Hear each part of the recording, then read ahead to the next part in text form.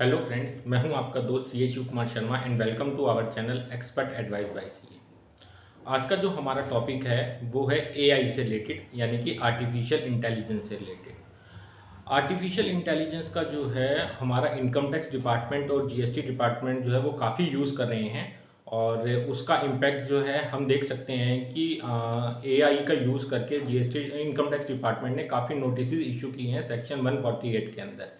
Section 148 का जो notice होता है उसके अंदर अगर आपने कोई भी अपनी इनकम स्केप की होती है तो उस केस में आपको सेक्शन 148 का नोटिस इशू किया जाता है और आपको एक अपॉर्चुनिटी दी जाती है ये बताने के लिए कि भाई हमारे हिसाब से इनकम जो है इतनी होनी चाहिए आपकी, और आपने जो है अपनी आईटीआर के अंदर ये इनकम रिपोर्ट की है या आपने आईटीआर फाइल नहीं की है। तो इस तरीके से इनकम टैक्स डिपार्टमेंट जो है अपनी एआई का यूज़ करके मैक्सिमम से मैक्सिमम लोगों को जो है वो पकड़ने की कोशिश कर रहा है कि इनकम और एक्सपेंडिचर के बीच में जो भी डिफरेंस है उसको जस्टिफाई करने के लिए जो है इनकम टैक्स डिपार्टमेंट आप सभी को बोल रहा है। आर्टिफिशियल इंटेलिजेंस का यूज जब जीएसटी डिपार्टमेंट ने भी करना यूज़ कर दिया है और उन्होंने एक अनाउंसमेंट की है कि बहुत जल्द जो है GST department automatic GST scrutiny के नोटिस जो है असेसीज को भेजने जा रहा है। यानी कि अगर आप एक जीएसटी रजिस्टर्ड डीलर हैं और आपने अपनी जीएसटी की रिटर्न फाइल की है और आपके जीएसटी रिटर्न के अंदर अगर किसी तरीके का वेरिएशन पाया जाता है तो उस केस में जो है जीएसटी डिपार्टमेंट आपको ऑटोमेटिक जीएसटी स्क्रूटनी का नोटिस भेजेगा और वो आपको बोलेगा कि हमारे हिसाब से आपने जो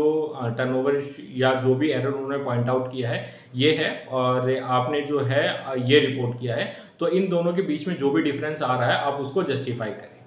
तो ये बहुत जल्दी ही जो है जीएसटी नोटिस आपके पास आने शुरू हो सकते हैं, क्योंकि जब जीएसटी आया था 1 जुलाई 2017 को तो उस टाइम जो है जीएसटी की किसी को भी क्लैरिटी नहीं थी और लोगों ने अपनी जीएसटी की लेट फीस को बचाने के लिए जो भी उन्हें समझ आया उस तरीके से अपनी जीएसटी रिटर्न्स फाइल की हैं और उनका कोई भी रिकॉर्ड जो है उन्होंने नहीं रखा कि ये वेरिएशन जो आ रहा है वो किस वजह से आ रहा है। तो ये जो है एक मेजर कॉज हो सकता है आपके पास जीएसटी डिपार्टमेंट से स्क्रूटनी का नोटिस आने का। तो मान के चलिए कि जीएसटी डिपार्टमेंट ने ऑटोमेटिक स्क्रूटनी को जो है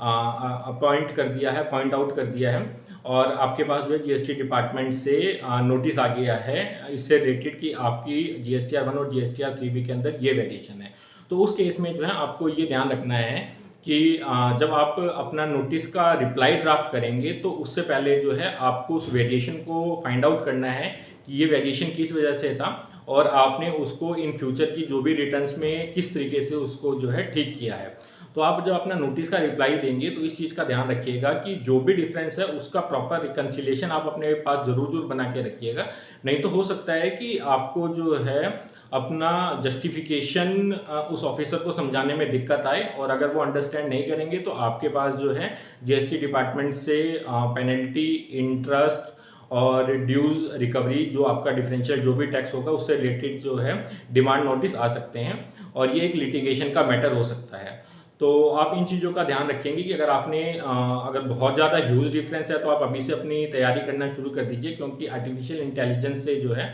ये बहुत अच्छे चांसेस हैं कि आपके पास जो है डिपार्टमेंट से नोटिस आ जाए। उसके बाद बात करते हैं कि इन फ्यूचर के लिए हमें क्या करना चाहिए। इन फ्यूचर के लिए जैसे कि अभी हमारा फाइनेंशियल ईयर 2023-24 स्टार्ट हुआ है तो उस केस में आप अपनी जो भी रिटर्न्स फाइल करें जीएसटीआर 1, जीएसटीआर 3B और अगर कोई भी अदर कंप्लाइंस आप जीएसटी डिपार्टमेंट के साथ करें तो उस केस में आप उनके प्रॉपर डॉक्यूमेंटेशंस जो है अपने पास जरूर मेंटेन करके रखिए। अदरवाइज केस में जो है इन फ्यूचर में भी आपको दिक्कत जो है आती रहेगी।